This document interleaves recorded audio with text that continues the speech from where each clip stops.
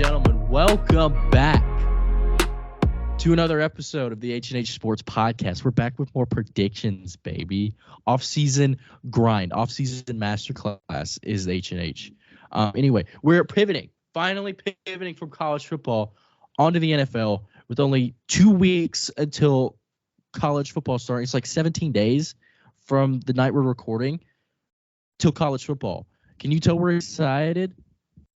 So excited. God, I'm tired of watching baseball. The Cardinals suck. I'm sick of watching baseball. Suck ain't the word. The Cardinals are terrible. God, I'm off of disappointment from March Madness, the Tigers, and then we shift into disappointment baseball. Like, I haven't felt excitement since I don't know when, man. I'm ready for college football. For Ryan Silverfield to let us down. I can't wait for 7 wins in the Conference USA 2.0. I just can't wait. And to get beat by Missouri by 40. I don't know. I'm going to that game. Cannot wait. Anyway, I might be going to the Tulane game. I told you about that. There. I might be going to that game. I'll be there. You can sit with us. Maybe. Anyway, NFL is the episode. We're doing different than last year. Our inaugural episode was NFL standings predictions for last year. Still our most viewed video. We're doing it different this year. We're dividing it in the NFC and the AFC this year. This episode, we're doing the NFC first. And the next episode, we're going to be doing the AFC predictions. And then the episode on the week of college football, first pick'ems, but we're going to be doing like how we did last year. We're going to be predicting the playoffs and the New Year's Six Bowls. And then this year we're adding on awards predictions as well. So you get to know who we think will win the Nagurski, which will be fun. Anyway, NFC standings predictions. Crazy offseason in the NFL. This offseason has felt like an eternity. 6 months. This is the longest 6 months of my life. But yeah, let's just jump right into it. NFC standings predictions for the 2023 NFL season. Let us jump right into it. This is going to be a lot more long-winded than the college football ones. But the college football ones, they're like, I don't know. SEC had 14 teams. Big Ten has 14. But we're doing 16 teams today. I don't know. Going to be a longer episode though. Number 16 in the NFC. I would bet that we have the same team. We might.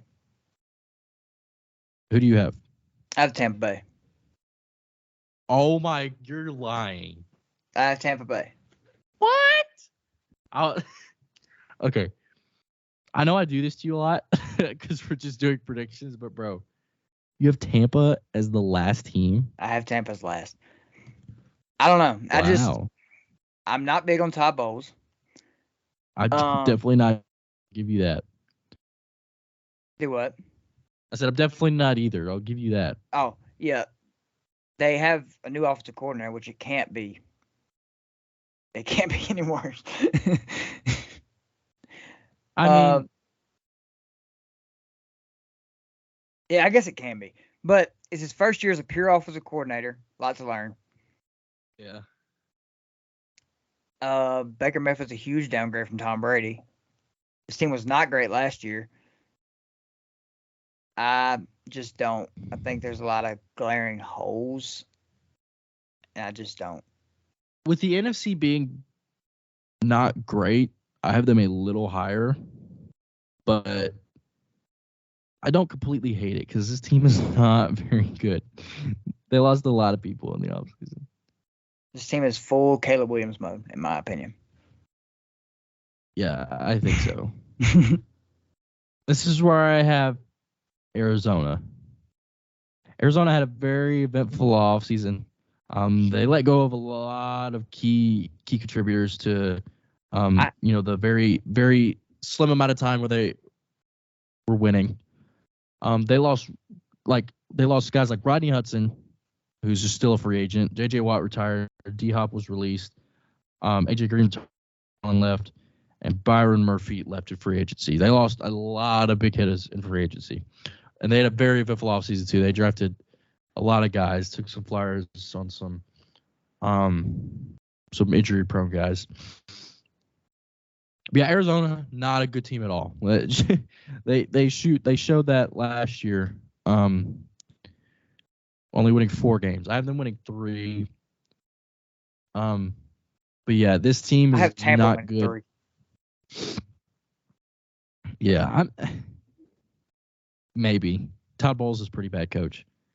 But yeah, I have Arizona winning only 3 games. The free agency they picked up, not really going to help them out. The rookies they drafted are, not really, big impact guys right out of the gate. Kyler Murray's going to miss at least half the season. And you got Colt. If Colt McCoy's still there, I think he is. You got Colt McCoy starting half the season, and you lost like all of your good players in free agency, or they either left or retired, or you released them. This team's going to be really bad. Going to be really, really bad. Am I reading this right? Their starting quarterback is going to be Jeff Driscoll. Let me check. I think it might still be Colt McCoy. Or they do have Clayton Tune. Yeah, they just drafted Clayton Tune. I don't know if they're going to start him right away. I probably wouldn't start Clayton Tune.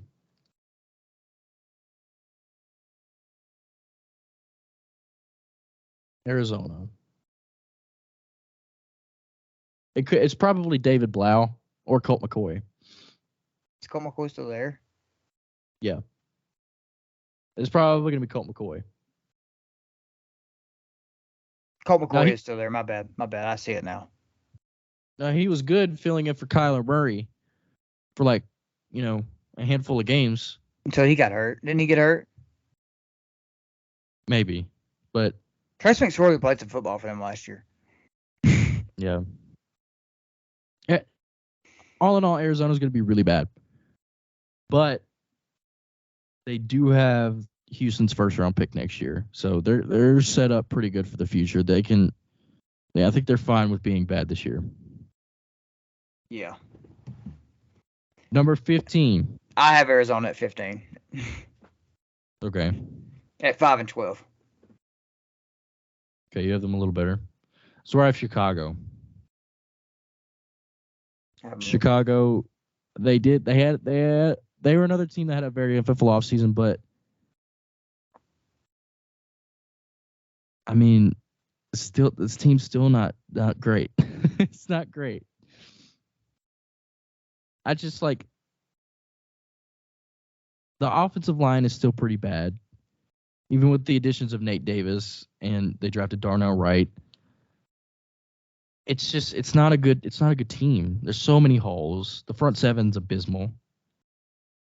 It's going to be very competitive in the NFC North this year, and I think Chicago's the clear-cut worst team, and I think they're going to reap from that. So I have them winning 4 games.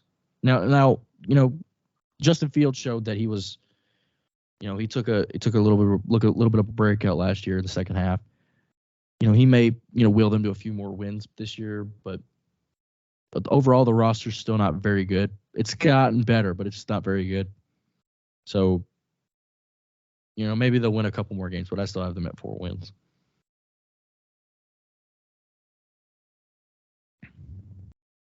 Do you want to touch on Arizona, or do you want to move up to 14? I gave them a few more wins just because I gave them a couple wins when Kyler Murray comes back.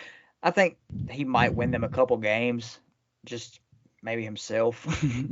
Yeah. Somehow, some way, But like you said, he's gonna miss if they put him on the PUP list, then he's definitely gonna miss the first 5 weeks.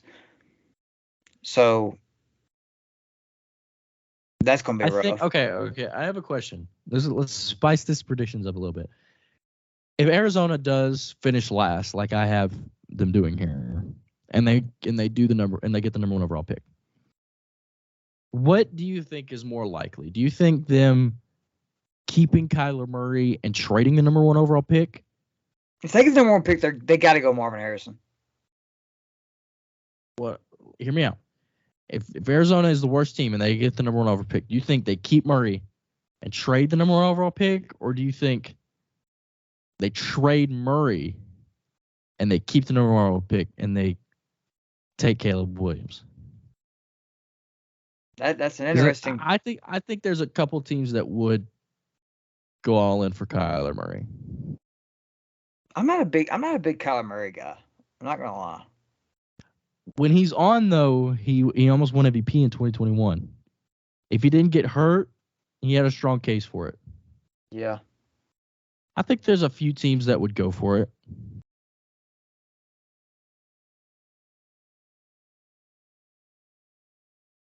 Yeah, I don't know. Like I'm thinking teams like maybe, San Francisco. They have pieces to go for it. I think Atlanta would probably make a push for it. Yeah, for sure. Maybe Washington. Yeah, there's a lot of teams that would probably. Maybe Tampa if they have a better year than. They would have, right. Whatever they do, they're sitting so pretty right now, regardless of what happens. They just need to hope that one or either they're the worst team or Houston's the worst team. But either way, they're gonna sit so pretty if they have the number 1 overall pick, because they can just choose what they want. Do you want the generational talent in Caleb Williams, or do you stick it out with? What are the odds that they have the number 1 overall pick and Houston has the number 2 overall pick? They just have 1 and 2. Like, I think it's more likely that they trade the pick, because Kyler Murray has already been extended, so he doesn't have a big contract. You just trade back and what the Bears did this year. Right? If you're gonna keep Kyler Murray, trade back, and you can't. I think if you get that high up, you got to go for Marvin Harrison somehow, some way though. If you're gonna keep Kyler, you got to put Yeah, but I don't think you take him 1. No, you don't take him 1. No, I'm saying you trade back, but you can't trade back so far that you can't get him. You see what I'm saying? Yeah, but if they at 1 and 2. Yeah, if they got 1 and 2, then trade 1 and take him at 2. I think it's Caleb Williams and Drake May going 1 and 2, depending on like the team that's there, right? Right. So even if they sit at 3, I think they're fine with taking Harrison there. Or if they just take an offensive line, the best offensive lineman available, I think they're fine. Yeah. I think they'll probably rather have that. They could just pull Detroit Lions at 1 and just take their guy. Yeah. Jahmyr Gibbs at 1. No. Either way, I think whatever happens with Arizona, they'll be fine. Even if they're like the Giants were a couple years ago in 2021, where they have 5 and 7. Even picks like that, like New York ended up with tackle 1 and edge 1 in that draft, right? So yeah, even if there's something like that, that still could fall in place for them. But I think with Houston, probably in argument with the worst roster in the NFL, and with Arizona, probably the worst roster in the NFL. You're sitting pretty if you're an Arizona fan. Yeah, I agree. Yeah, for sure. 14. Who do you have? 14. Here? I have the Washington Commanders. Wow. At 5 and 12. New ownership. Okay. Finally. Finally. I think that energizes the organization. It probably does, honestly. It probably does. Hold on, I gotta find them. Yeah, Washington, other than that, they didn't really do a whole lot. They didn't do a lot, no. No, they didn't do a lot at all. They're still kind of boring, even with new ownership. They're still. Sam Howell finally going to get the start. Well, maybe He should. He should. He should beat out Jacoby Brissett. I think Rivera would prioritize Sam Howell over Jacoby Brissett. Yeah. Brissett's probably like the definition of mid. What's the status on Logan Thomas? I don't know. Is he hurt? Is he on the team? I think so. I haven't heard anything about him leaving. I don't know if I don't know if he's a free agent. ESPN says he's still on the team. Okay. Let me see what this says.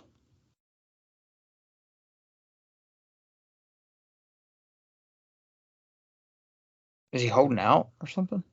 Oh, he tore his ACL. Oh. That's in December. That's no good. He's back on the field for training camp though, so he may miss a couple of weeks. That's not bad then. I just saw where it said, let's see what happens with Logan Thomas right here. I was like, what happened to Logan Thomas? This is where I have the Rams. Interesting. Now, the Rams, they're going to get Stafford back. The Rams are just not a good team. Like, the fall from grace after winning that Super Bowl 2 years ago has just been so crazy. They lost a lot of guys. They lost Allen Robinson, which is addition by subtraction. They lost Leonard Floyd, who was like their second best edge guy. Or who's their best edge guy, not named Aaron Donald. They lost Greg Gaines, who's a very underrated player for them up front. They lost Bobby Wagner. They traded away Jalen Ramsey for a bag of chips, and they lost Taylor Rapp, who was an underrated defender for them. And the only guy outside of the guys that they drafted that they brought in was Hunter Long in the Jalen Ramsey trade. He's a cool tight end. He'll probably be a decent number 2 next to Tyler Higbee, but it's Hunter Long. Like, that's all they brought in outside of the draft. Now, they had a decent draft. They drafted Steve Avila, Byron Young, Stetson Bennett.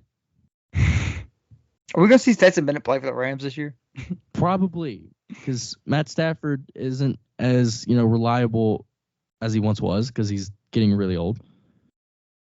Stetson Bennett's going to take some snaps. I still can't believe they used a 4th-round pick on Stetson Bennett. They drafted Travius Hodges-Tomlinson and Zach Evans.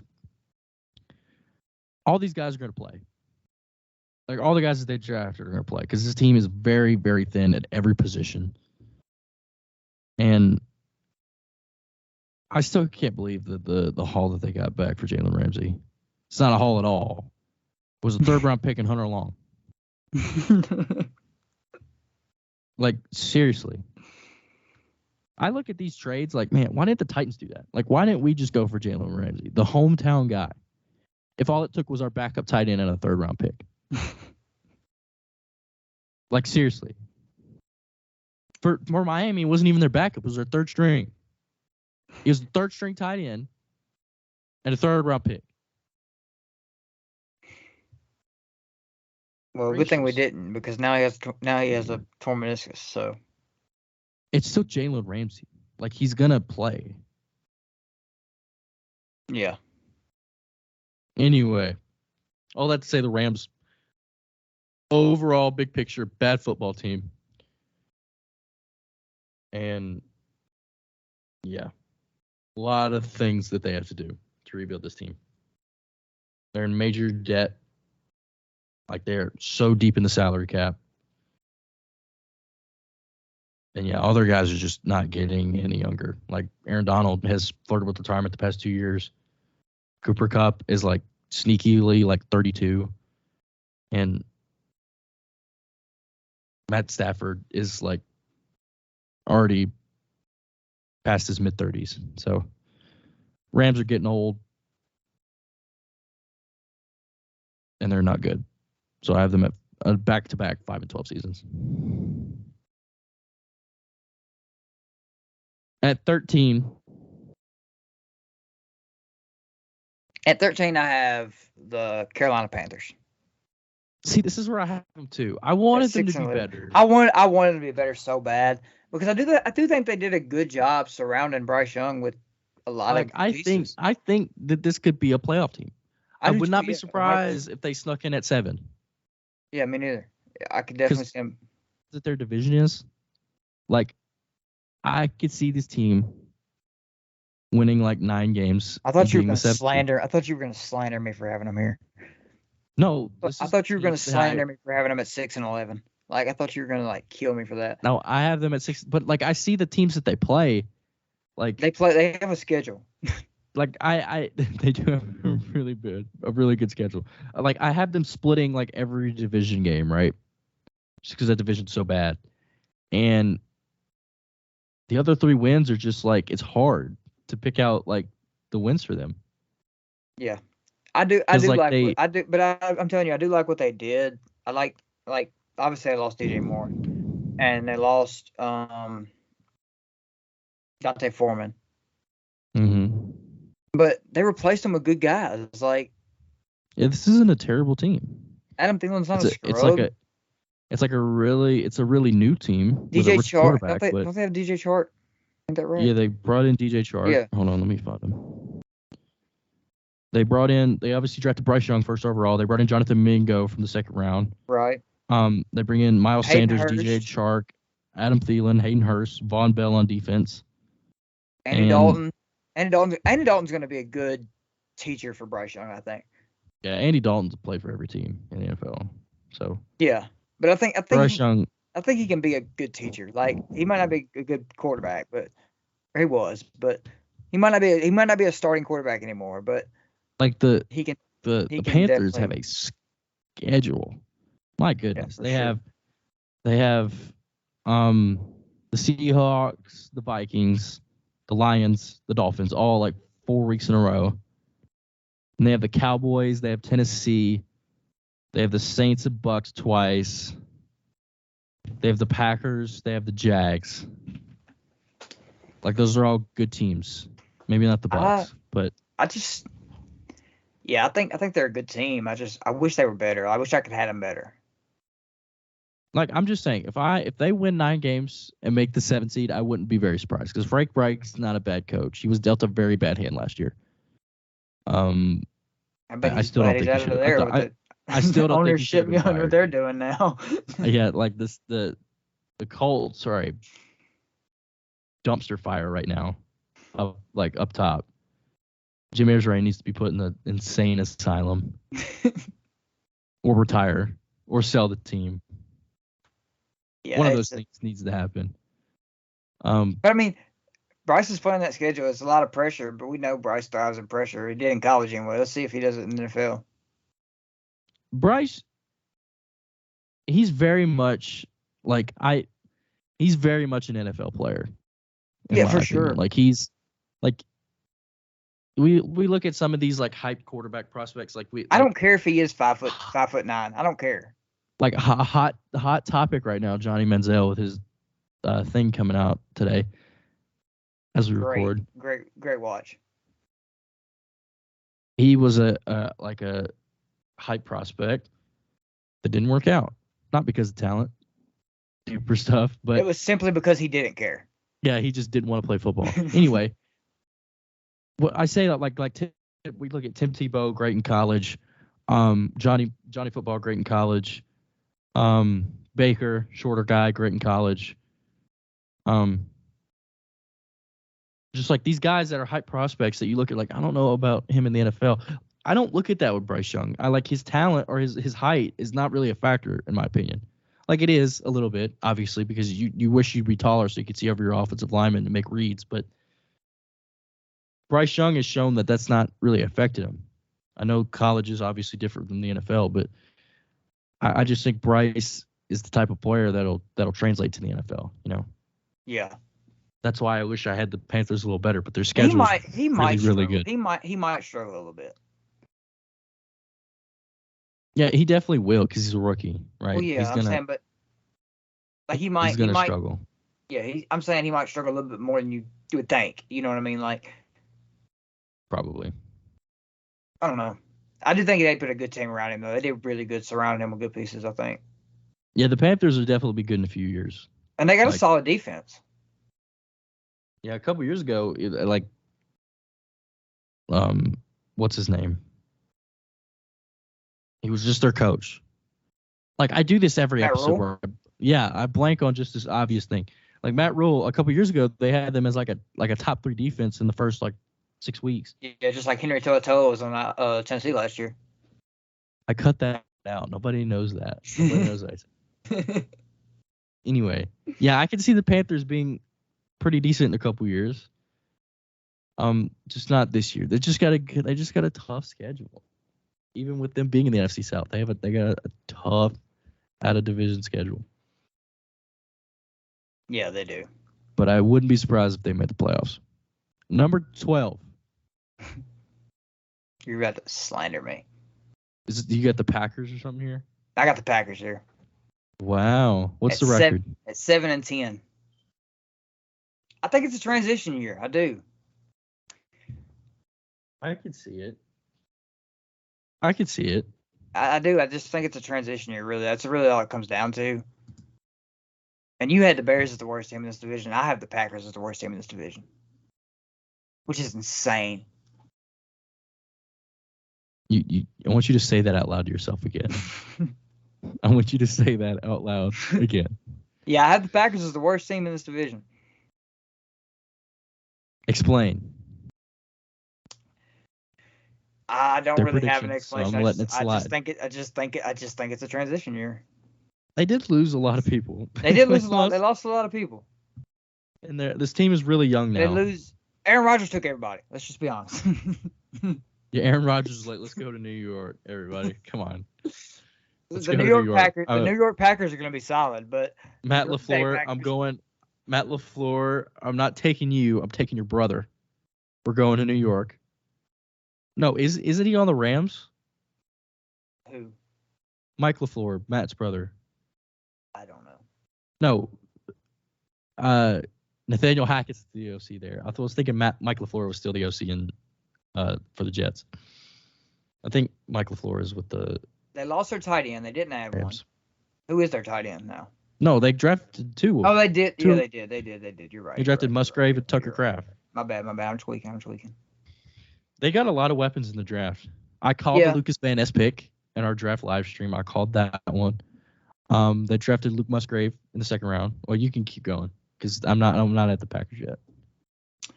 I mean, I'm just my explanation is I think it's a transition year. That's really all I got.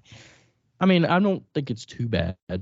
Like I could see them going 7-10. I don't think they'll be the worst team in the North, but it could happen. Crazier things have happened. But yeah, I don't completely hate it. Like it could happen. Just my predictions. This is just where the ball fell for the Packers. This is where I have Washington. Now this is one of those teams where I don't want to say it like hard, but I was really shocked that you have them only winning 5 wins because Washington is historically like mid.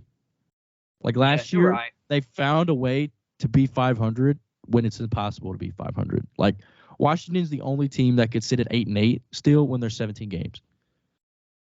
Like they're so mid. There's like a graphic that I saw like a while ago where it was like they were 8-8 so many years in a row. The last however many years they were completely 500. Like Washington's the definition of mid. But like you said with the Packers, this is just where the ball fell with the Commanders. Like I don't know about I don't want to say I don't know about Sam Howell. Like I'm saying like I'm out on him, but we haven't seen Sam Howell start in the NFL yet. Right. That was kind of my thing on him too. Like they lost both of their veteran quarterbacks that have been there in Wentz and Heineke. They bring in Brissett and they're going to start Sam Howell. It looks like Carson Wentz working out with all his. Yeah, I saw a comment on that post. It looked like it looks like he's in one of those like build the worst QB posts. Like he's wearing all this different gear. Like that was funny. Anyway, Washington, not a very eventful offseason. They draft Emmanuel Forbes in the first round, which is kind of a surprise, but I don't completely hate it. And guys like Jertavius Martin, they didn't really have a crazy offseason. They re-signed Daron Payne to the biggest defensive tackle contract in NFL history. And that's about it. They signed Eric Bieniemy to be their offensive coordinator, which is why I think they'll be a little bit better than people may think, because Eric Bieniemy has shown that he's a great coach. I'm surprised he's not a head coach yet. Yeah, Eric Bieniemy is probably going to get, the best out of Sam Howell that anybody could get out of him. So I could see this team probably making the postseason. Just because Washington, like Ron Rivera, is a winning coach. He's proven to be. So I could see this team being better than 7-10, but I think they're in the NFC East, which is a tough division now. So it's gonna be hard for Washington to win. That's a really tough division now. Yeah. Number 11. At number 11, this is where I have the Chicago Bears at 8-9. So you have the Bears being a little decent. Okay. Yeah, I think the offense got better. Yeah, definitely. They actually have a competent if they can just figure out how to throw the football, they would be all right. They got the running down. They got it down to a T. But I think Justin Fields takes a little leap this year. I think now that he's got a established wide receiver. And yeah, I think they just win a couple more games based on that. And I still got to get beat by the Packers twice. I don't hate it. The Bears could probably win a few games. I just don't think it's like there's still a lot of holes on the roster there's for me a to lot put them up there. Yeah, there's a lot of holes. 8-9 would certainly be an overperformance in my opinion, but yeah, they're just predictions. They got to start throwing the football for sure. That will help. Yeah. Justin Fields throw for over 1,000 yards challenge. Impossible. This is where I have Atlanta. I have them at 8-9. I wanted them to be better so bad, but I don't know about Desmond Ridder. The only reason I didn't have them as a winning record is the quarterback position. Every other position they've got, they filled out this team pretty well. They traded for Jonnu Smith, which I love. I cannot wait. I'm kind of like a half Falcons fan now because of Arthur Smith, and they've got bringing all these Titans players in there. But they traded for Jonnu Smith, which I loved. They bring in Bud Dupree. They bring in Calais Campbell, David Onyemata, Jeff Okudah, Jesse Bates. They bring in Taylor Heineke. They draft Bijan at number 8, which I freaked out over, which I love the pick so much. I know people will be like, oh, he's a back. Who cares? It's Bijan Robinson. You're going to have him for at least 5 years in his athletic prime. Bijan's going to he's already a top 10 back in the NFL. Bijan's going to be good, especially with Arthur Smith calling plays. I think the Falcons are at least going to be a fun team to watch. Yeah, I agree. With Jonnu Smith, Kyle Pitts, Drake London, Bijan, Desmond Ridder's athletic, so they'll be running the football all over the place. This team is decent. This team is okay. Like I said before, it still counts with the Panthers. I wouldn't be surprised if this team snuck into the playoffs. It just depends on how well Desmond Ridder performs. We don't know. Yeah. He was a little shaky last year, but wasn't really expectations for him, so I don't think you really hold that into consideration. He was forced into the starting spot after Marcus Mariota stepped away. Or I guess he won the starting spot first, didn't he? Or not won. Yeah, they were gonna. Mariota was played so team. bad that Ridder was put in. I hate to see Mariota's downfall continue to happen, but we still root for the guy. He's on the Eagles now. I didn't even know that until the other day. Yeah, Falcons 8-9. The same still goes with the Panthers. This is a pretty decent roster.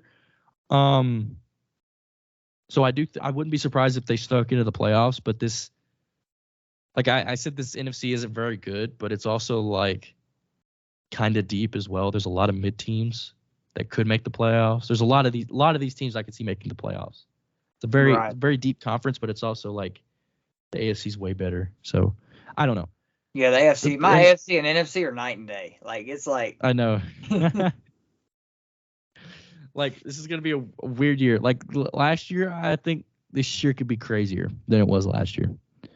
But yeah, Atlanta, I think they could make the playoffs if everything goes well. Desmond Ritter plays better than some people expect him to. But I have them at 8-9 at the 11th seed in the NFC. 10.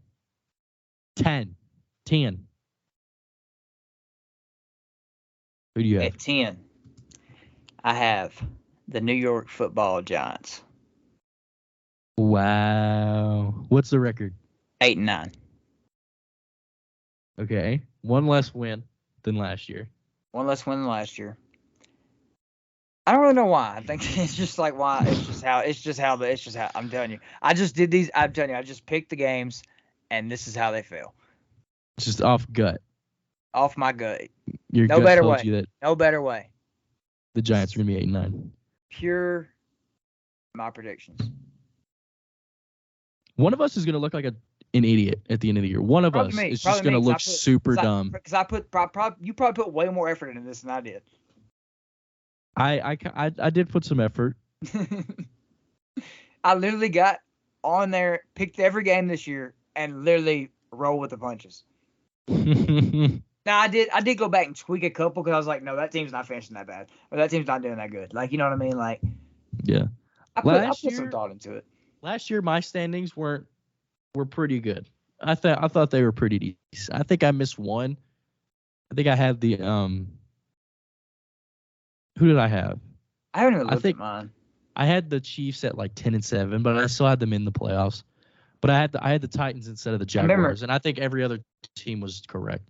I remember I had the Chiefs as the 1 seed last year, and you didn't. I had the Bills as the 1 seed. Yeah. This time last year, we all thought the Bills were just gonna run away with the AFC, but the Bills are not so reliable anymore. Yeah, and Pat Mahomes said, "Not so fast." Has the greatest quarterback season ever. This is where I have Tampa at 8-9, going back-to-back 8-9 seasons. Tampa lost like everyone. Simply, they just lost everyone. They lost Tom Brady again. They lost Leonard Fournette, Julio Jones, Shaq Mason, Akeem Hicks, Sean Murphy-Bunting, Mike Edwards, Keanu Neal, Logan Ryan, and that's not everybody. That's just all I wrote down. They lost so many people. They brought in they re-signed Levante David, and they re-signed Jamel Dean, which is very surprising to me. And Devin White still not traded per his request, but Baker Mayfield, who they brought in, they brought in Chase Edmonds, and Greg Gaines, like I mentioned before, very underrated defensive tackle. And they drafted Kalijah Kancey, speaking of defensive tackles, and they drafted Cody Mock to play offensive line. Didn't Kalijah Kancey just get hurt? I'm not sure. I think I saw something about that, but go ahead anyway. I know they drafted him a little higher than I would have drafted him, but 8-9 I think is about right. Tampa's schedule outside of division is pretty easy, so that's why I have them at 8 wins. But this all depends on quarterback play, and I think they miss they're just going to be an under 500 team again simply because of Todd Bowles. Did you see where Colin was saying that Baker should take the Tebow route and just become an analyst? He's a personality. What he was saying was kind of making sense though, because he was like, obviously, if you're Baker Mayfield, you gotta, as long as you have a chance to be a starter in the NFL, you gotta do it. You know what I mean? As long as somebody gives you another chance, you take the chance, right? As long as you want to play football. But Colin's right though. Baker's too big of a name to be a quarterback. I mean, to be a holy crap. He's too big of a name to be a backup quarterback. Yeah, I think like Cam Newton. Like he's too big of a name to be a backup. Yeah, I do agree with the route. Like if you can't be a starter anymore, just go be a college football analyst. Right. He would be a good analyst, I think, because he's definitely a personality and he knows how to talk. So I think he would be a good analyst for sure. He's a Colin Cowherd has been. He's been on one. He's been on a horse lately. He's just not gotten off. He's just been kept going. Yeah. It's gotten funny. The QBs that can never win a Super Bowl thing was like, whoa, bro. Yeah, the guy who made that graphic, he was like, watch this. I'm gonna He's like, I'm gonna put him in here and see what he says. It's not funny. It's not funny. But it's not wrong either. Yeah, you're right. But I love how he just said it and just didn't think about it. He probably did. He didn't even like he said it and didn't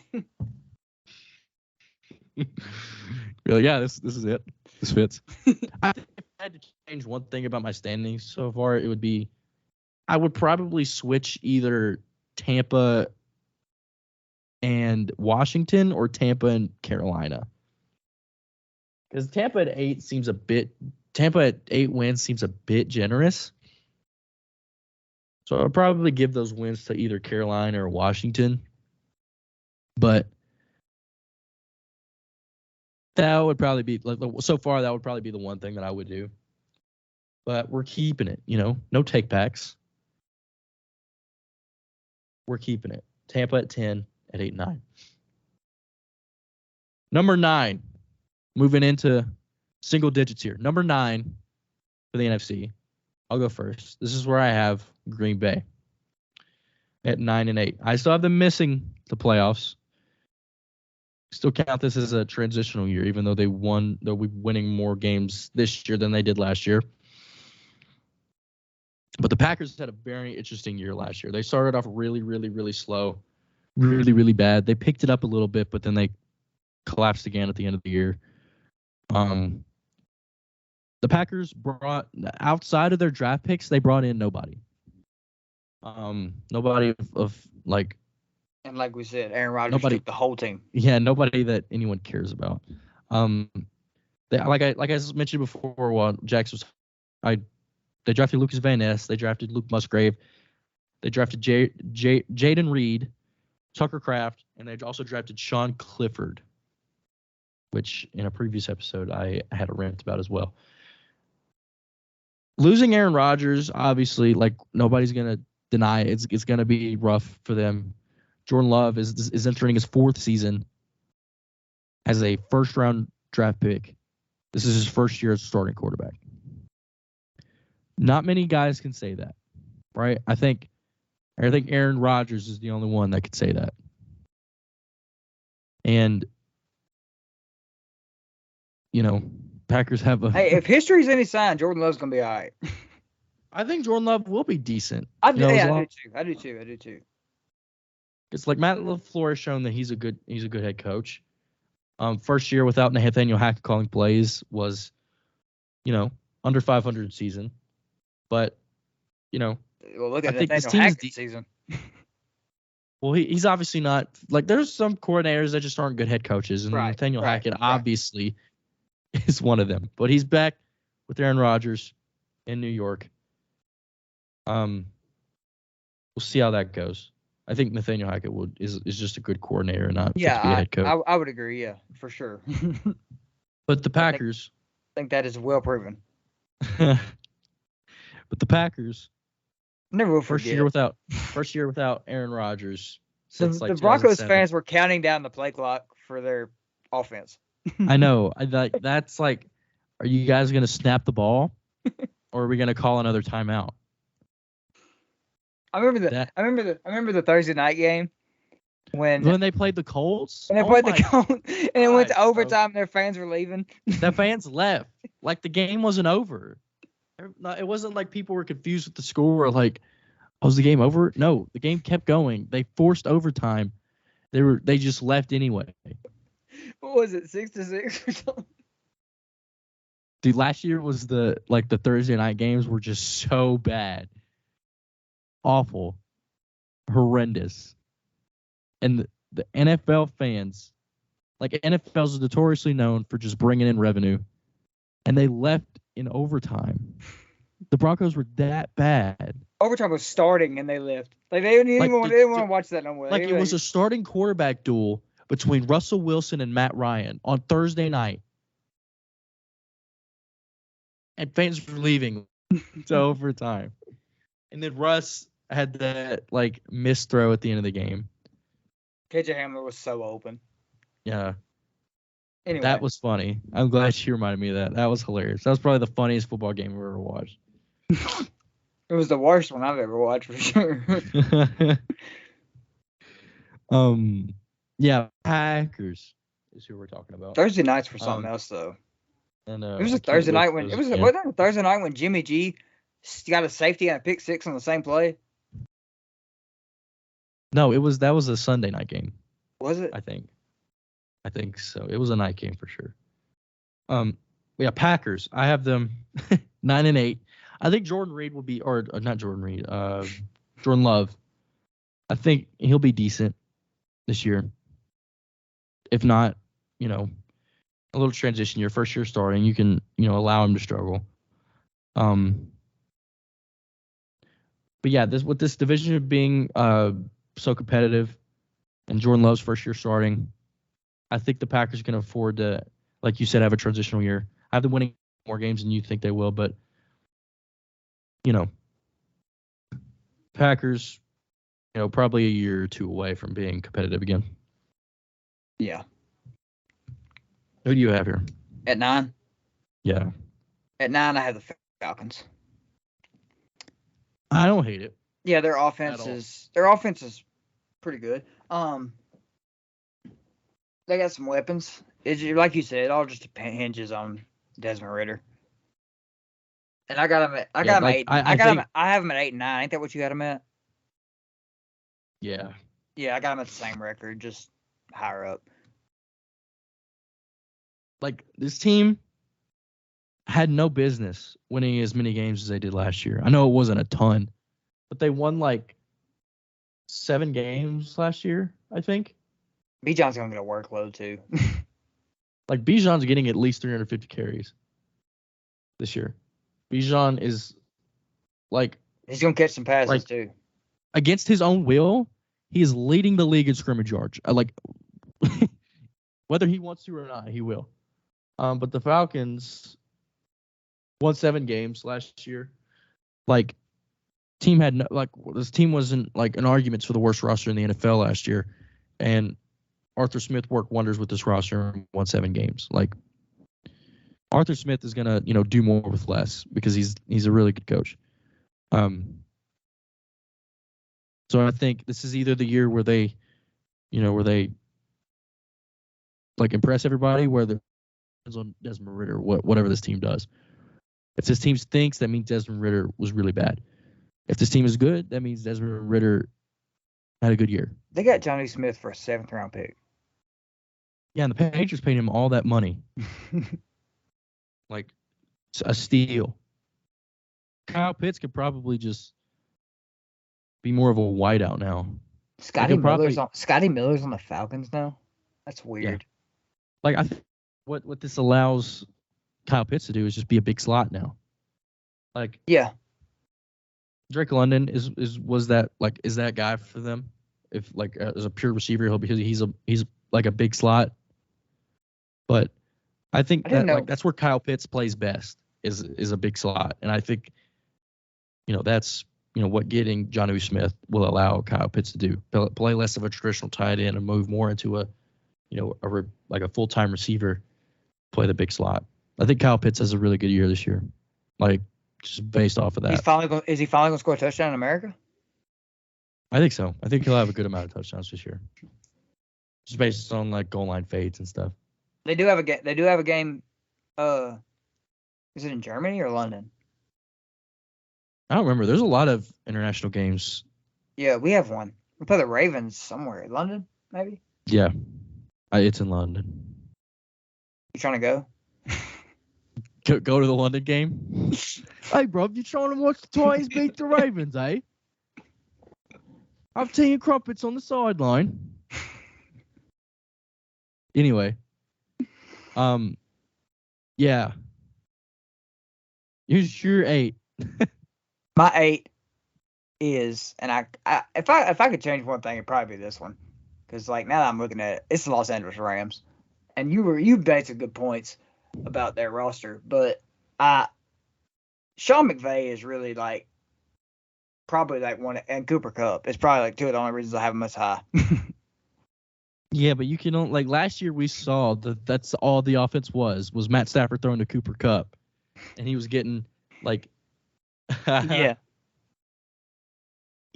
The racism memes were like the funniest thing ever. Just like yeah, those were hilarious. I forgot about them. Yeah, the Rams are just not a good team. Yeah, if I could change one thing, I'd probably swap them with probably the Packers, maybe, or maybe even the Commanders. I mean, not the Commanders. The Commanders are probably maybe the Panthers. I don't know. I have the Rams at 9 and 8. Yeah, definitely not as good as they once were just a few years ago. Definitely. The fall from that Super Bowl team, like I said, is crazy.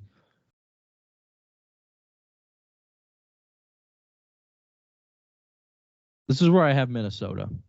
Now, Minnesota last year was like the team, I would say.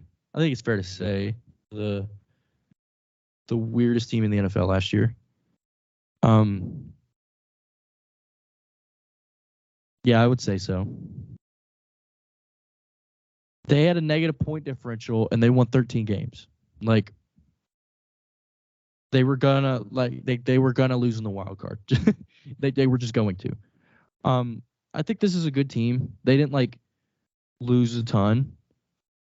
I mean, they lost more than you would want to lose after winning 13 games, that's for sure. They didn't really bring a ton in though. They lost Adam Thielen, they lost Irv Smith, they lost Dalvin Tomlinson, they traded away Zadarius Smith, they lost Eric Kendricks, and they lost Patrick Peterson. They did lose a lot, but they were all like outside of Irv Smith, they were older guys that they were going to move on from anyway. So I can understand getting rid of that, getting some new guys in. They did draft Jordan Addison to replace Adam Thielen, and they picked up Byron Murphy in free agency. This team's all right. Team's pretty good. I do think this team could be like a sneaky, like if they underperform, they could just sell and play for Caleb Williams. I could see this being like a sneaky, selling team at the deadline. But like you don't really see that at the NFL though, like where teams just bottom out at the deadline. Because like It's so hard to transition from one team to another in football. It's where it is like baseball and basketball. Like baseball, it's just like you just go in and play baseball. Like you could just play baseball pretty much anywhere, right? Like you could say the same a little bit about basketball. They're like different teams. Like you go from a winning organization to a losing one, stuff like that. Like you're going to be expected to do different things, but it's like it's easier to transition from one team to another in basketball. With football, so much harder where you only play 17 games. You got to learn a new playbook. Like trade deadlines like last year we don't see so often. But if there's one team to break the mold and just sell and tank, I think it could be Minnesota to just sell for Caleb Williams. I think it could be that team. Because Kevin O'Connell, obviously, overachieved in his first season as a head coach. He was the coordinator behind Cooper Kupp's amazing season.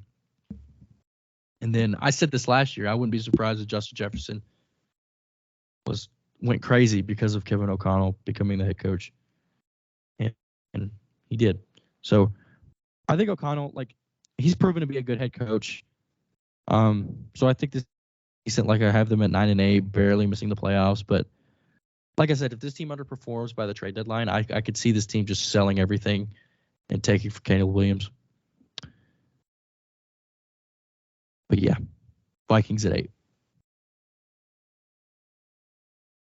Number 7. At number 7, I have the Seattle Seahawks at 9-8.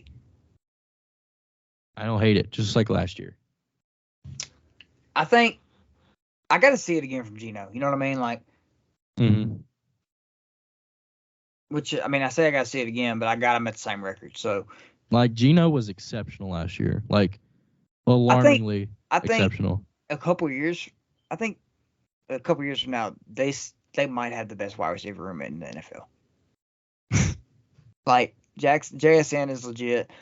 And then you got DK, and Lockett's getting up there in age, but I think JSN might impact immediately though. Yeah, Tyler Lockett's been 29 for like 5 years. Yeah, I don't hate it. I didn't even know. This is kind of off topic. It's not off topic because he left the team, but I didn't even know Laquan Treadwell was still in the NFL. Yeah, he's bounced around a good bit. I remember, like, if I had to guess which team he was on last, I would have guessed Atlanta. He was on Seattle last year. Yeah, he's still bouncing around. That's kind of crazy. Yeah, I didn't even know he was still in the league. But yeah, I got the Seahawks here. It's kind of self-explanatory, I think. So I'm not gonna spend. Yeah, Seahawks definitely overperformed last year, but I'll get to them. This is where I have the Giants. Yeah, we're in the playoffs now. We're in the playoffs now. This is the playoff. Yeah. Yeah, 7th seed, last spot in the playoffs. This is where I have the Giants. I trust Brian Daboll. Like, I do. I do too. The fact that he took that Giants team last year to the playoffs, and practically saved Daniel Jones' career, got him paid like a baggie, like 4 years, 160. Man, that's part of the reason I had him so low is because I don't trust Daniel Jones. I do, as long as Daboll's in the building. I don't trust the receiver room. The receiver room's better. It's better, yeah. Like I said, like I don't. That's why I didn't think they needed to take a receiver in that their first round pick. They drafted Deontay Banks, but like that's why I was like harping on during the draft process where I didn't think the Giants needed to take a receiver because I thought their receiver room was fine. They traded for Darren Waller, who's pretty much a receiver more than he is a tight end, and he can stay on the field. Yeah, the Giants are. Daboll showed that he can work with what he has in the receiver room.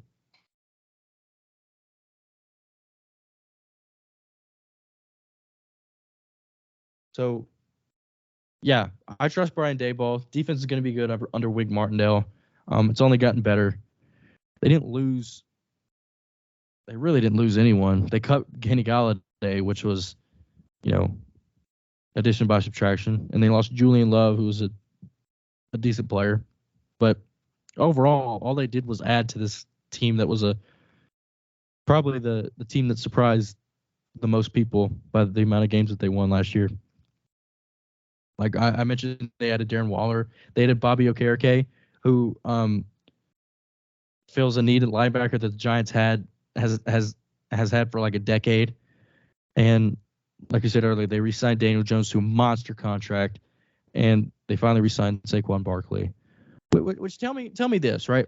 Barkley holds out on a 1-year $1 million franchise tag, right? The Giants re-sign him to a 1-year $11 million deal, and now he shows up to camp. Riddle me this. And he has to hit certain benchmarks. Like they're crazy benchmarks for him to get that extra money too. Like he has to I think they have to make the playoffs. What did look those up? Look those up. Look up the incentives for him to get that extra money. Saquon. I remember them. I remember some of them, but I want to just make sure I'm right.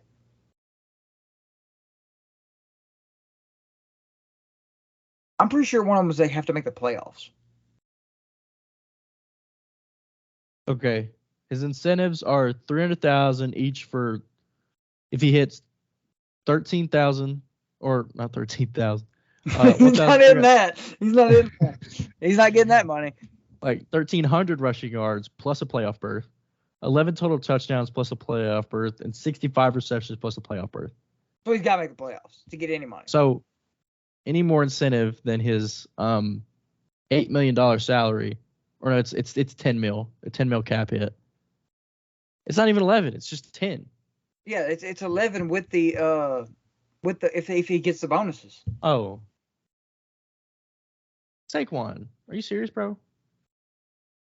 I'm not going to play under the franchise tag, but I'm going to play under for $1 more $1 million. Yeah, riddle me that.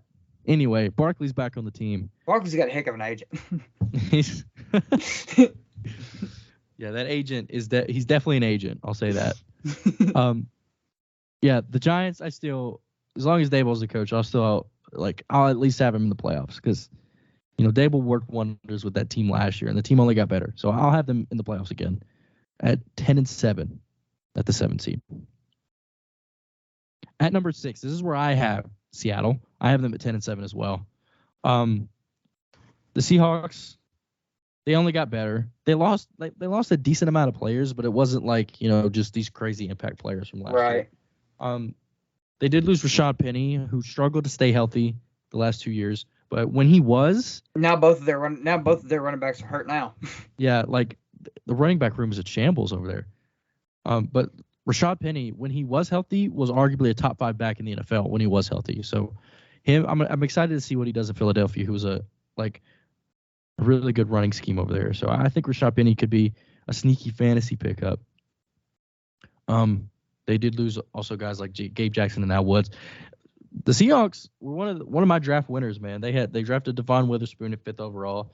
They drafted JSN with their second first-round pick. They drafted Derek Hall and Zach Charbonnet also with their 2 second-round picks.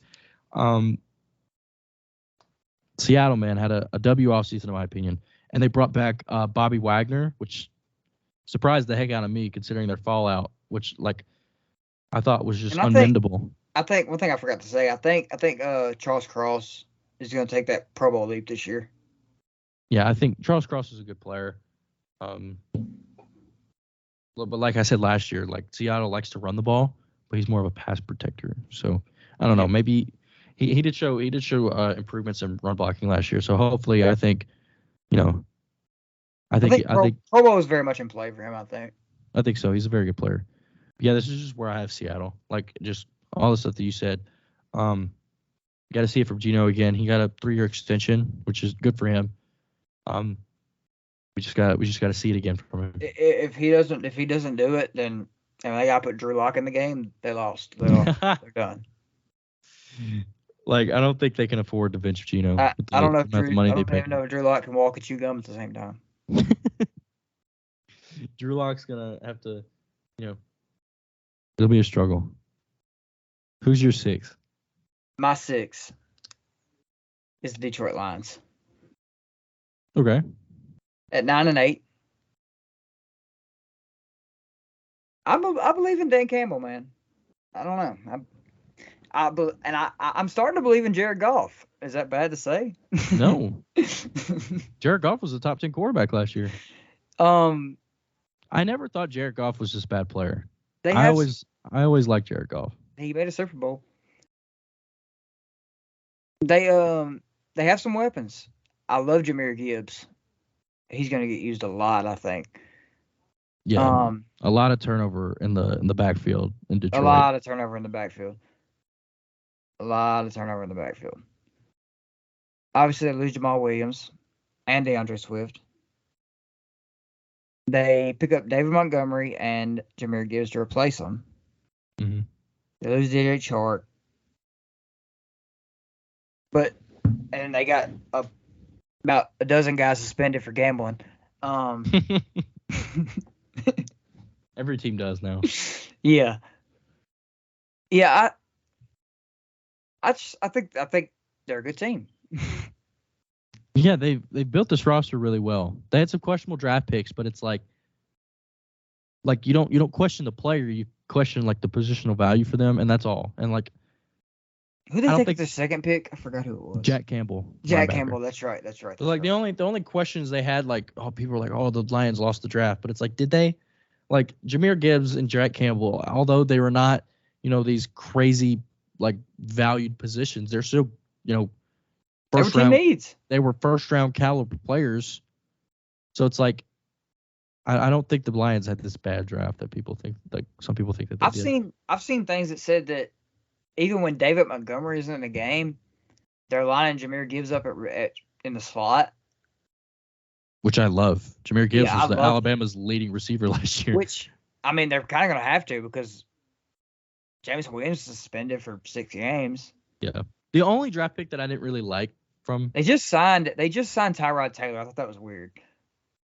Which gives me the impression that Hendon Hooker is going to have a redshirt year. Maybe. It also might be that he's not very good. It might, yeah. Which is a very good. I'll talk about it later. Yeah, I don't mind them. As you said, this is your sixth spot. Yeah, it's my sixth spot. At 9 and 8. At 5, I think we both had the same here, considering of like, maybe not. Probably. With considering divisions. This is where I have Dallas. 11 and 6. Okay. Yeah, I have them at the same. Dallas, I think they'll be right around here as long as like the same kind of. I don't know. The way Dak's looking, they might be at the bottom. Dak's been funny to watch, man. This whole offseason, since he's just started chucking picks, is. I'm excited to see. Dak's always been known to protect the football, but not this past. Like ever since he said I'm not throwing 10 interceptions, he's thrown at least 10 a day. He's getting them all out of his system in the offseason. The Cowboys, man, like a lot of turnover here. They cut Zeke, right? And it's now I'm seeing things that they're interested in bringing him back. I hope for Zeke's sake that doesn't happen. They lose T.Y. Hilton, who didn't really play much for them. They lose Dalton Schultz, which I think was a big loss for them considering how much they used their tight end. They used him a lot. They lost Anthony Barr. They lost Jason Peters. The only thing that I didn't really like about the Cowboys offseason is their, like we said, they lost Dalton Schultz, who they used a lot in that offense. They failed to replace him. Like Luke Schoonmaker is like, he's old for a rookie, and I didn't really like that draft pick. So, yeah, the Cowboys, I think that we both have them winning 11 games. I think it'll be good again. But I'm excited to see Tony Pollard with that RB1 role. Yeah, Tony Pollard. I'm glad that, it's exciting to see, the hometown kid doing something big in the NFL. It's exciting to see. Then you got Deuce Vaughn, who looks like a toddler out there. I know. Like, did you see that clip of him trying to block Dante Fowler? Fun. That made me laugh so hard. Like, Dante Fowler didn't flatten him. Like, dude, come on. Yeah, like the Cowboys, they're not much to say. They traded for Brandon Cooks. They also traded for Stephon Gilmore. Like, this team has an argument for the best defense in the NFL, but it's just the offense has questions. They let go of Zeke. Dak's, looking like Brett Favre, and this team just has question marks.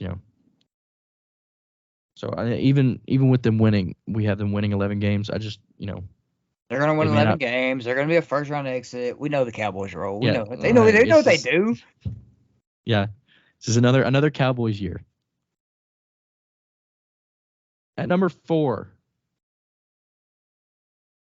this is where it gets spicy, a little bit. Yeah. This is either the Vikings or the Saints. I have the Saints here at 9 and 8. I have them at 10 and 7 right here. So the Saints. So I have this as a very mid division.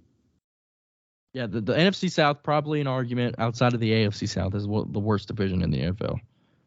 Definitely has an argument. Yeah. The Saints, Dennis Allen, like this team, like I did this strictly because I saw a TikTok today of Michael Thomas running a route that wasn't a slant, so I made them fourth ranked. they can be unstoppable. No, but I did see that, but are we gonna see Michael Thomas actually play snaps this year? Play more than 2 games? I hope so. I miss watching Michael Thomas play football. Anyway, the Saints, I think, are a decent team. They also have a lot of turnover, getting rid of a lot of guys, letting a lot of guys walk because they have no money. They did have a decent draft though. They drafted Brian Brzee in the first round, Isaiah Foskey in the second round, and they also had a lot of turnover at running back as well. Last year they're 2 reliables and Kamara and Mark Ingram. Kamara's suspended for 3 games, I think. Yeah. For the first 3 games, it's just going to be Jamal they signed Williams. Kareem Hunt, didn't they? No, they host him on a visit. Yeah, and it said it went very well. So I don't know what they're going to do there. But they drafted if you lose me, my power went out because it's storming bad outside. Oh, I can hear it a little bit. Your power's out? No, I said if you lose me, it's because my power went out. Oh, okay. Yeah, the Saints. My power's out. My lights are still on. Well, I was making sure I was like, your power's out. Like that's why I was saying like, doesn't look like it. Yeah, the Saints said, "Do you have power?" So I'm probably We better hurry up. Yeah, the Saints. They also had a lot of turnover at running back, like the Lions. They bring in Jamal Williams from the Lions, and they drafted Kendrick Miller just because they let Mark Ingram walk, and Alvin Kamara suspended for the first 3 games of the year. So the backfield will look a little different, but they also like a lot different now, also because they brought in Derek Carr, signed him to a huge contract.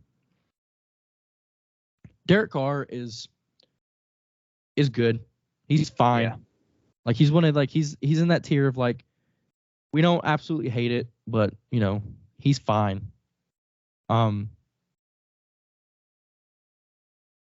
And I think with the Saints, I think he'll be all right. He'll get them back in the playoffs for sure. So I think that the Saints are all right. They'll be good enough to probably at least win that NFC South. Yeah. Sorry. Do we need to wait? No, we can go ahead. Down? No, we can roll. Do you want to touch on the Saints? I mean, you pretty much hit it all. Yeah, the Saints are just the Saints. Michael Thomas comes back, hopefully for at least more than 1 game. You still got Chris Olave. Yeah, that receiver room is going to be definitely like that. Offense is going to be good. They did trade away Adam Troutman, but that was to let Jawan Johnson spread his wings and be tight end 1. That offense is going to be good. Yeah, it's just all about the defense. The defense has let a lot of turnover. Letting guys walk. So Saints will definitely be decent, but you never know. Yeah. Number 3. At number 3, I have the Minnesota Vikings at 10-7. This is where I have Detroit. I have Detroit winning the division for the first time ever. I could see it. Good. You touch on the Vikings. I think, I said enough about them. I believe in Kirk Cousins, man, and like you said, Kevin O'Connell proved himself last year, and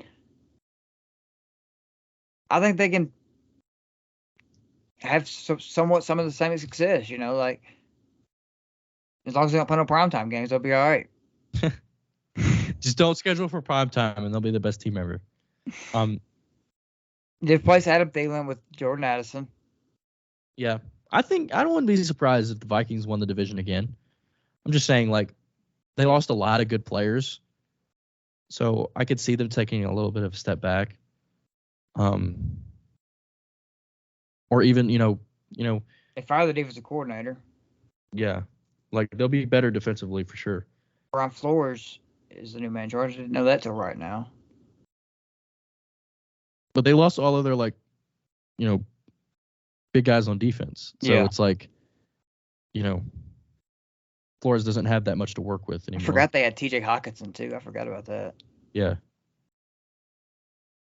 I do think the Vikings could be good. I think they could easily win the division, but the Vikings are that team they're always good until the playoffs. Yeah, that's one way to put it. They could win regular season games. They just can't win playoff games. Yeah, this is where I have Detroit. I have them. Dan Campbell finally gets it done. I have them winning the division for the first time ever. The Lions finally get in the playoffs. They may not win a game, even as the 3 seed. They may. If we have it, if it goes like how I have it here, and they play the Seahawks, maybe they do. But that would be a fun playoff matchup to watch. But Lions, very, very, very eventful offseason here. Like we mentioned earlier, they drafted Jahmyr Gibbs and Jack Campbell in the first round. They take Sam Laporta and Brian Branch in the second round, which is a really good second round. They drafted Hendon Hooker, which I got like surprise, I got crap from Tennessee fans last episode. I'll get more crap. I don't think Hendon Hooker's very good. I think he was a pawn of that system in Tennessee.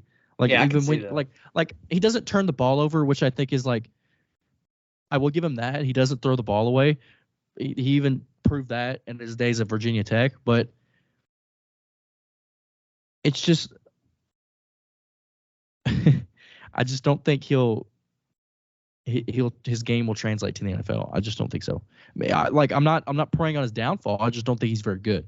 Like if Hendon Hooker does, ball out in the NFL, I'm okay with that. Like it'd be cool to see.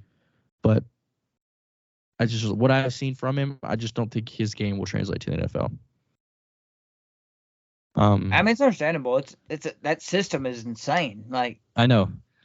And then we talked about this in the SEC episode. Like, and he's 24, but 25 maybe. So it's not like he's just this 20-year-old project that it's like he has promise to learn. Like no, he's already 25. Yeah, he's in his prime right now. Yeah. So yeah, Hendon Hooker, I'm not really high on.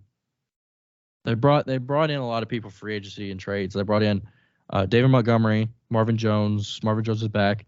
Signed Emmanuel Mosley. Signed Cam Sutton, and signed C.J. Gardner-Johnson, who I think will be ready to play. I'm not sure, but they did lose DeAndre Swift, Jamal Williams. I hate seeing Jamal Williams go. I feel like he was finally home in Detroit, but obviously didn't seem that way. DJ Chark, they traded away Jeff Okudah, and they lost Sean Elliott. Yeah, the Lions, they won 9 games last year. Had a little hot stretch in the middle of the season. Ben Johnson is staying there. I for sure thought he was going to leave for a better job as head coach somewhere. But he's staying as the offensive coordinator for the Lions. And I think the Lions, once Jameson Williams comes back and they're in they're fully healthy and stuff, at the full roster, I think this team will be really, really good. I mean, I have them at 10 wins as the 3 seed, but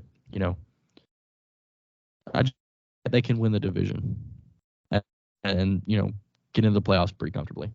I don't hate it. Like I think that's I have them one game worse than the Vikings, who I have won the division. So I mean, it could definitely.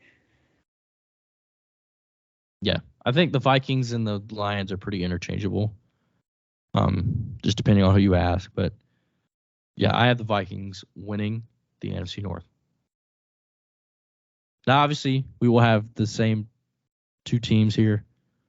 But who do you have winning, or not winning, but who do you have as the 1 seed? The Eagles.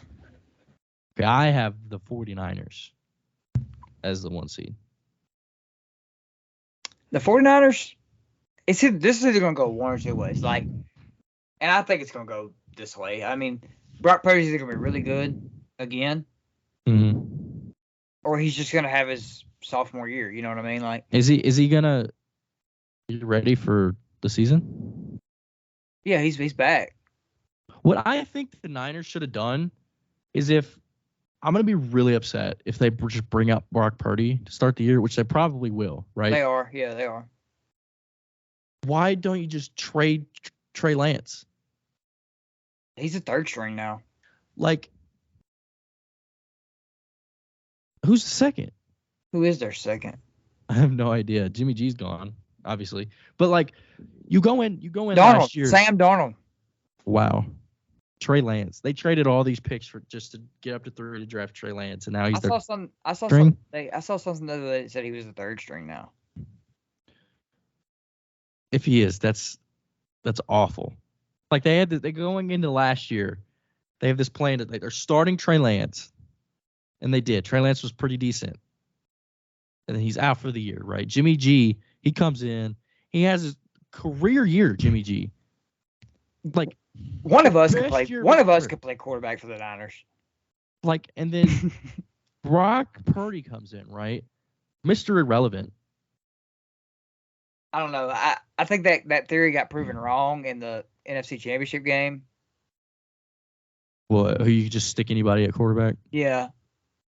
Because they could not complete a forward pass in the NFC Championship. Well, because Brock Purdy had one arm. Well, I know. I'm saying even when they put the other guy, I can't remember who it was now. I mean, it was Josh Johnson. Like, yeah, he's been every team's third string for a reason. Like, I think lefty Brock Purdy would have been better than Josh Johnson.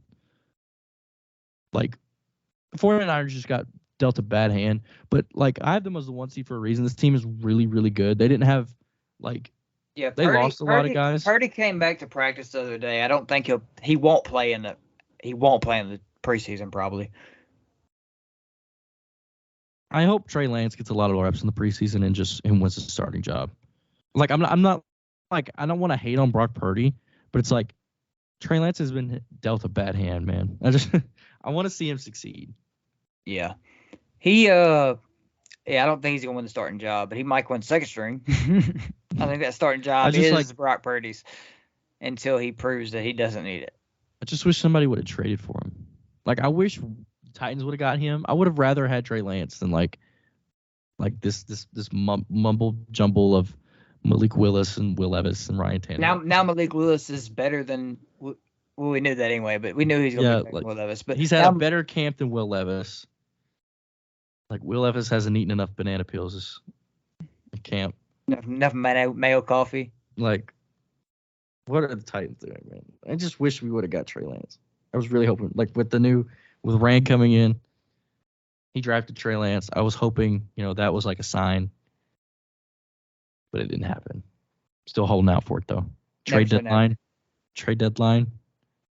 Never say never. Crossing my fingers. I think the 49ers have this theory, like, what if Brock Purdy was just a one-hit wonder? Like, we still got Trey Lance, like. I was thinking, like, just still start Trey Lance, and if he sucks, we have Brock Purdy who did well. I would have rather gone that route because they spent so much to get Trey Lance. It's like, I know it's like you I don't think it matters to them though. Like it seems like it don't matter. I understand it's like a business. You make mistakes, right, and you own up to that mistakes, and you go with what you did right, and that's drafting Brock Purdy. But it's like, my theory is that if you lose Trey Lance and you bench him, it's like you lost a lot. Then you gave up a lot to get him. So I think he's got a way, way higher ceiling than Brock Purdy does. That's my opinion. I think Trey Lance has more potential to be the offense than Brock Purdy does. Brock Purdy is more of a game manager. 100%. Yeah, 100%. And he's a byfactor of the offense, right? Trey Lance has the potential to be the offense of what the offense revolves around, and he was that. Like, Kyle Shanahan has like. But you already have the offense in Christian McCaffrey, so. But like with Trey Lance there, being another it guy, like they were running pistol read option, and back when they had like Elijah Mitchell healthy and Trey Lance, like that team was like, I was like, this team is looking nice. Like this team is going to be really, really good. They were still really good with Brock Purdy and Jimmy G, but like that was like, I just think they should have done that. I disagree, but like I understand. It's like, stick with what you got right, and that's Brock Purdy, and I understand. But I wish I want to see Trey Lance. It's if it ain't broke, don't fix it. Yeah, that's what it is. I mean, like, I just wish I like Trey Lance, and I want to see him succeed. Yeah, just trade for him. Titans. I can see why you have them first. I have them at 11-6. Yeah, I still think they have the best defense in the NFL. Oh yeah, I would agree. Like even with losing like Alshire and a lot of secondary help, I still think this Niners team is really, really good.